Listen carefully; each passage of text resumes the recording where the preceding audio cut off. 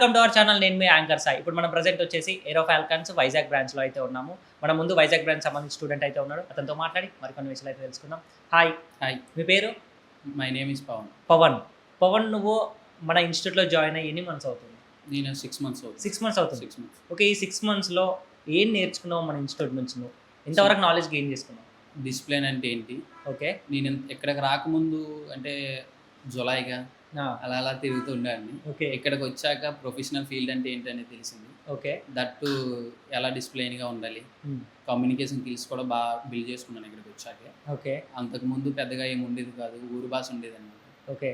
ఎక్కడి వరకు చదువుకున్నావు?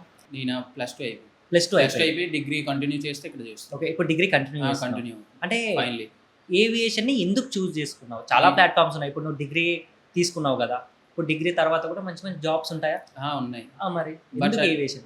ఏవియేషన్ అంటే నాకు ఫస్ట్ నుంచి కొంచెం ఇష్టం అనమాట. ఓకే. ఏవియేషన్ సైడ్ వెళ్ళాలని ఫస్ట్ నుంచి ఉండేది, బట్ ఎట్లా వెళ్ళాలో ఏంటి అనేది పెద్దగా ఐడియా లేదు. ఆఫ్టర్ దిలీప్ సార్ వీడియోస్ చూసిన తర్వాత అవగాహన వచ్చి, దిలీప్ సార్ వీడియోస్ చూసిన తర్వాత ఇక్కడికి వచ్చి వెళ్ళి కన్సల్ట్ అయిన తర్వాత వీళ్ళు కొంచెం చెప్పారనమాట. ఓకే. దానివల్ల ఇంకొంచెం నా నాలెడ్జ్ కూడా పెంచుకున్నాను ఇక్కడికి వచ్చి. దానివల్ల ఇంకొంచెం బాగా నేర్చుకున్నాను. అంటే బయట ఇన్స్టిట్యూట్స్ కూడా ఏమైనా విజిట్ చేసావాను? బయట ఇన్స్టిట్యూట్ విజిట్ చేశాను, కానీ డిఫరెన్సెస్ ఏంటి ఆ ఇన్స్టిట్యూట్స్కి మన ఇన్స్టిట్యూట్స్కి? ఇప్పుడు ఏవియేషన్లో ఎందుకు వచ్చావో చెప్పావు, అంటే ఎందుకు చూస్ చేసుకున్నావు. మరి ఈ ఏవియేషన్లో చాలా ఉన్నాయి ఇన్స్టిట్యూట్స్, మన ఇన్స్టిట్యూట్నే ఎందుకు చూస్ చేసుకున్నావు? మన ఇన్స్టిట్యూట్ ఎందుకంటే ఫస్ట్ ఆఫ్ ఆల్ బయట ఇన్స్టిట్యూట్స్ ఏంటంటే 10 to 2 వరకు ఉంటాయి క్లాసెస్. ఓకే. మన దగ్గరికి వచ్చేసరికి 10 to 6 వరకు ఉంటాయి అన్నమాట. ఎవ్రీ క్లాస్ డీటెయిల్గా చెప్తూ ఉంటారు.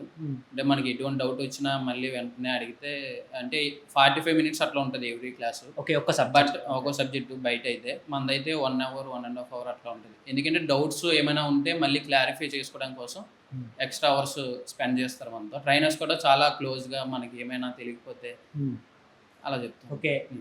ఇంటర్ వేరియేషన్ మాట్లాడుకుందాం ఒకసారి. లైక్ ఇంటర్లో ఎలా ఉండేవాడు, అంటే ఇంత డిసిప్లైన్గా? ఇంటర్లో అయితే నేను పెద్దగా కాలేజ్ కూడా వెళ్ళేవాను కాదు. మా కాలేజ్ బిసైడ్ బట్టల షాప్ ఉండేది అనమాట, మామయ్యది. బట్టలు అంటే అటెండెన్స్ చేసుకోవడం వచ్చేయడం. అంటే గేట్ గట్టు ఉండేది కాదనమాట మరి.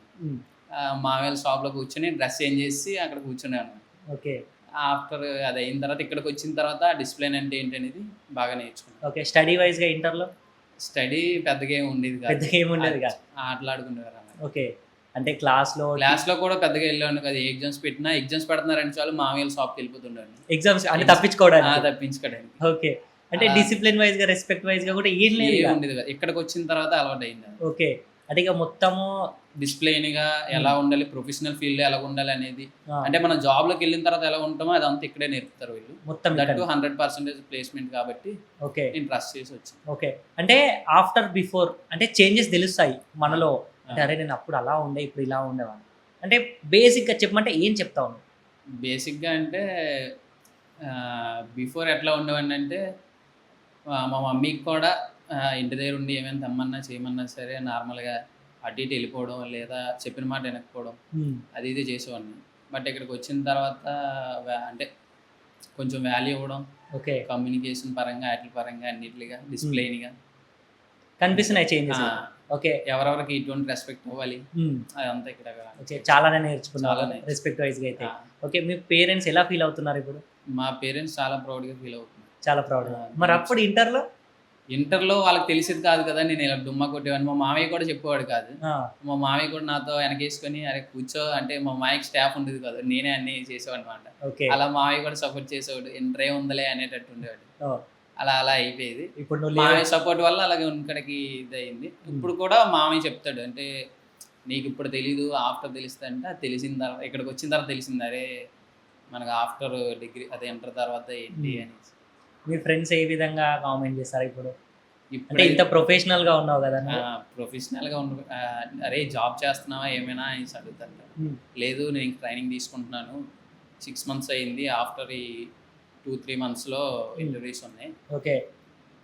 కమ్యూనికేషన్ స్కిల్స్ గురించి చెప్పమంటే ఏం చెప్తావు? కమ్యూనికేషన్ స్కిల్స్ అంటే నేను ఇక్కడికి రాకముందు అయితే ఊరు లాంగ్వేజ్ ఉండేది అనమాట. చాలా వల్గర్గా ఉండేది. ఏట్రా అది ఇది అన్నట్టు ఉండేది. కానీ ఇక్కడికి వచ్చాక షకీలా మేడం చాలా నీట్గా చెప్తారన్నమాట. ఓకే. ట్రైనర్. చాలా నీట్‌గా ఎక్స్‌ప్లెయిన్ నాకు ఇక్కడికి వచ్చేంత వరకు బేసిక్స్ కూడా ఏమో తెలీదు. ఓకే. ఇక్కడికి వచ్చాక మేడం అంటే నేను కూడా స్టార్టింగ్ అట్లానే ఉండేదాన్ని. హ్మ్. సో, నేను ఇక్కడ నీ స్టేజ్ నుంచి వచ్చిందాన్ని. హ్మ్. సో, అలాగా నీట్‌గా నిన్ను మన ఇన్‌స్టిట్యూట్ వల్గర్ నుంచి మొత్తం డీప్‌గా క్లీన్ చేసి డీసెంట్‌గా మారిచ్చింది. డీసెంట్‌గా తీసుకొనొచ్చింది. జులై నుంచి డీసెంట్‌గా మారిచ్చింది. డీసెంట్‌గా మంచిగా. ఓకే. లైక్ ఇప్పుడు మన ఇన్‌స్టిట్యూట్‌లో ట్రైనింగ్స్ ఎలా జరుగుతున్నాయి? ఇన్‌స్టిట్యూట్‌లో ప్రతి ఒక్క ట్రైనరు చాలా కేర్‌గా చెప్తారు. ఓకే. డీటెయిల్‌గా చెప్తారు. అబ్రివియేషన్స్ పరంగా అయినా అక్కడికి వెళ్ళించి స్క్రీనింగ్ సెక్యూరిటీ పరంగా వస్తే హ్మ్. స్క్రీనింగ్ అంటే ఏంటి? స్క్రీనింగ్ ఎలా ఉంటది? ఓకే. మన రోల్ ఏంటి అక్కడ? ఎంత డిసిప్లిన్ ఉండాలి? ఎంత ప్రెజెంట్ ఆఫ్ మైండ్‌తో వర్క్ చేయాలి? అదంతా చెప్తూ ఉంటారు. చిన్నప్పటి నుంచి ఏ గోల్ పెట్టుకున్నావు? అంటే ఇది మధ్యలో వచ్చిందన్నావు కదా! ఏవియేషన్ నాకు థాట్. మరి చిన్నప్పటి నుంచి ఏ గోల్? చిన్నప్పటి నుంచి ఏంటంటే మా మమ్మీకి నేను డిఫెన్స్ సైడ్ వెళ్ళాలని మా మమ్మీ ఆశ. ఓకే. మా డాడీకి కూడా. హ్మ్. ఆఫ్టర్ మా డాడీ చనిపోయిన తర్వాత నేను నేను 7th నుంచి బయట వర్క్ చేసుకుంటూ తమ్ముడిని నేను చదివించుకునేవాడినమాట. ఓకే. అలా చదివిస్తే లాస్ట్‌కి నువ్వే ఇదే అంటే తమ్ముడినే చదివించడం కాదు నువ్వు కూడా ఇది అవ్వాలి కదా! ఆడి లైఫ్ చూస్తే నీ లైఫ్ ఇదైపోతుంది కదని ఆఫ్టర్ అన్నయ్య వీడియో చూసి దిలీప్ సార్‌తోని అలా కన్సల్ట్ చేయొచ్చు. ఓకే. అంటే దిలీప్ సార్ వీడియో చూసి జాయిన్ అయిపోయారు. దిలీప్ సార్ వీడియో చూసి అక్కడ సగం ఫిక్స్ అయ్యాను. హ్మ్. ఇక్కడికి వచ్చాక వీళ్ళు చెప్పిన దాన్ని బట్టి ఇంకా ఫుల్‌గా కౌన్సిలింగ్ ఇంకా సగం మొత్తం ఫిక్స్ అయిపోయి జాయిన్ అయిపోయాను. ఓకే. ఫస్ట్ డే వచ్చినప్పుడు ఎలా ఉండే నీ ఫీలింగ్? ఫస్ట్ డే వచ్చేటప్పుడు ఉండగలమా? లేమా? ఇంత డీసెంట్‌గా అంత జులైగా వచ్చాం కదా! ఉంటామా? ఉండమా సార్. ఓకే. మాట్లాడితే ఇక వల్గర్‌గా అలా వల్గర్ వస్తది. అంటే వీళ్ళందరూ డీసెంట్‌గా మాట్లాడుతుంటే మనం ఎక్కడ వల్గర్‌గా మాట్లాడేస్తామని భయం ఉండేది. ఆ! ఆఫ్టర్ అలా ఇక ఆ కమ్యూనికేషన్ స్కిల్స్ కూడా నేర్చేసుకున్నావు ఇక. అవేర్‌నెస్ అటువంటిదిలెండి. ఓకే. సో, అలా ఇప్పుడు ఇంటర్ అట్మాస్ఫియర్‌కి ఇక్కడ అట్మాస్ఫియర్ టోటల్లీ డిఫరెంట్. చాలా డిఫరెంట్. చాలా డిఫరెంట్ కదా! మరి ఎలా చేంజ్ అయ్యావు? ఏంటి? అలా నా ఉంటారు కదా! మా ఫ్రెండ్స్ వాళ్ళందరూ. వాళ్ళు చెప్తూ ఉంటారు. మేడం అంటే ట్రైనర్స్ ఇచ్చింది కొంత అయితే మా ఫ్రెండ్స్ కూడా సజెస్ట్ చేసేవారు. ఓకే. ఇలా ఉండాలి అంటే ఆఫ్టర్ నువ్వు జాబ్ కొట్టిన తర్వాత ప్రొఫెషనల్ ఫీల్డ్ ఇది. అక్కడ ఎట్లా ఉంటే అవ్వదు. సో, అని అలా చెప్పేవారు. ఓకే. 6 మంత్స్ అవుతుంది కదా! 6 మన ఏరో ఫాల్కన్స్‌లో 100% జాబ్ ప్లేస్‌మెంట్ పక్కనా? పక్కా. ఓకే. అంటే మీ సీనియర్స్ వెళ్ళడం నా చూసారా? సీనియర్స్ నేనొచ్చాక చాలా మంది వెళ్ళిపోయారు. చాలా వెళ్ళారు. అంటే మీరు జాయిన్ అయినప్పుడు. నేను జాయిన్ అయిన తర్వాత. ఓకే. అంటే ఇప్పుడు 6 మంత్స్ అవుతుంది. ఆ, ఇంకో 1 ఆర్ 2 మంత్స్‌లో మీరు కూడా జాబ్ కొట్టేసారు. నేను నెక్స్ట్ ఇప్పుడు నెక్స్ట్ ఇంటర్వ్యూకి నన్ను కూడా పంపిస్తాను. పంపిస్తానా? ఓకే. ట్రైన్ చేస్తున్నారా ఇంటర్వ్యూస్‌కి?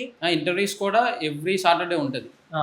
ఇంటర్వ్యూస్ పర్పస్ ఉంటుంది. ఓకే. ఎలా ఇవ్వాలి ఇంటర్వ్యూ? ఎలా ఇవ్వాలి? మొత్తం భయం పడకూడదు. సెల్ఫ్ ఇంట్రొడక్షన్ అంటే ఏంటి? అంటే అక్కడ సబ్జెక్ట్ పరంగా మీరు అక్కడ ఏ క్వశ్చన్స్ అడుగుతారు? హ్మ్. లైక్ ఇండిగో అయితే ఎట్లా అడుగుతారు? ఎయిర్ ఇండియా అయితే ఎట్లా అడుగుతారు? ఓకే. అంటే జాబ్ రోల్ బట్టి మనకి ఇక్కడ ముందు రోజే అంటే ఒక 5 days ముందే చెప్తారు ఇంటర్వ్యూ ఎట్లా ఉందని. అది చెప్తూ ఉంటారు. మేము అలా ప్రిపేర్ అవుతాం. ఓకే. 5 days ముందు నుంచి ప్రిపేర్ చేస్తూ ఉంటారు ఇంటర్వ్యూ ఓకే. నీట్‌గా. ఫైనల్‌గా గ్రూమింగ్ అసలు ఎందుకు యూజ్ అవుతుంది? గ్రూమింగ్ డీసెంట్ రీసెంట్‌గా. ఆ. ఇప్పుడు మనం బాయ్స్ చూసుకున్నట్టయితే అసలు గ్రూమింగ్ ఎయ్యం. ఆ, ఇంటర్‌లో గాని ఇంటర్‌లో అసలు గ్రూమింగ్ ఎయ్యం. మరి ఇక్కడికి వచ్చిన తర్వాత పౌడర్ కూడా వేసుకునేవారు. ఇక్కడికి వచ్చిన తర్వాత గ్రూమింగ్ వేసుకోవాలన్నా ఇక్కడికి వచ్చాక కూడా నేను ఫస్ట్ వీక్ అరే ఇటు బిఎడ్ ఉండకూడదు అంటున్నారు, ఇది అంటున్నారు. మన వల్ల ఇదంతా డిఫెన్స్ సైడ్ చూసాను, ఇటు సైడ్ ఎప్పుడు చూడలేదని అంటే నాకు కొత్త కాబట్టి పెద్దగా తెలియలేదు. ఓకే. ఆఫ్టర్ అలా గ్రూమింగ్ క్లాసెస్లో నేర్చుకున్నాను. ఓకే. ఫైనల్‌గా న్యూ స్టూడెంట్స్‌కి ఏం సజెషన్ ఇస్తావు నువ్వు? అంటే 6 months నీ జర్నీ చూసావు. ఇన్స్టిట్యూట్ అంటే ఏంటో తెలిసింది. ఏవియేషన్ అంటే ఏంటో తెలిసింది. వాళ్ళకి ఏం సజెషన్ ఇస్తావు? వాళ్ళు రావాలనుకుంటున్నారు మన ఏవియేషన్ సైడ్. ఏం లేదు, ఇక్కడైతే ప్రెజెంట్ 100% ప్లేస్మెంట్స్ ఉంటాయి. దట్ టు క్లాసెస్ కూడా చాలా నీట్ అవుతాయి. ట్రైనర్స్ అందరూ చాలా ఫ్రెండ్లీగా నీకు ఎటువంటి డౌట్ ఉన్నా సరే మళ్ళీ వాళ్ళే రివిజన్ వీక్ అంతా అయింది. మళ్ళీ శనివారం అంటే వీకెండ్లో మళ్ళీ అంటే రివిజన్ చేసి ఏమైనా డౌట్స్ ఉంటే మళ్ళీ అడగమని అది చాలా నీట్గా చేస్తుంటారు. దట్ టు 100% ప్లేస్మెంట్ కాబట్టి చూసుకోవచ్చు. బయట ఇన్స్టిట్యూట్స్తో పోల్చుకుంటే వాళ్ళు అంటే ఆఫ్టర్ ట్రైనింగ్ కూడా చాలామంది ఖాళీగా ఉండడం జరుగుతుంది. మందైతే వెంటనే అంటే చాలా నాతో వచ్చేటోళ్ళు కొంతమంది 4 monthsలో వెళ్ళిపోయిన వాళ్ళు ఉన్నారు, 2 monthsలో జాబ్కి వెళ్ళిపోయిన. ఓకే. నాది ఇంక పాస్పోర్ట్ రాలేదు. పాస్పోర్ట్ వస్తే ఈ మంత్ వచ్చేస్తుంది నా passport. Okay. Thank you so much. All the best your career. Thank you. Pilot, air hostess, airport staff A job అయినా ఏరో ఫాల్కన్స్ తోనే సాధ్యం. కోర్స్ చేయండి, జాబ్ కొట్టండి. Contact now.